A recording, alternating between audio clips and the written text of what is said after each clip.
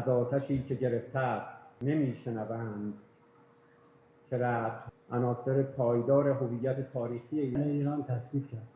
اولا آیا هیئت نمایندگی ایران در سوئیس دیداری با روایت براتون نگم، واقعیت رو بگم.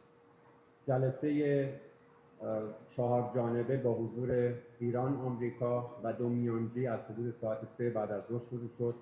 حدود 1 ساعت و نیم ادامه پیدا کرد و قرار بر این شد که با یک وقفه کوتاه نیم ساعته جلسه ادامه پیدا بکنه. در همین فاصله خب ما با اظهارات مهم و تهدیدآمیز مقامات آمریکایی مواجهی از تجاوز نظامی با حضور طرفین، یعنی آمریکا و ایران و میانجیگران و دولت لبنان، ناظر بر این هست که هم نظارت بکنه بر حسن اجرای مفاد بند 1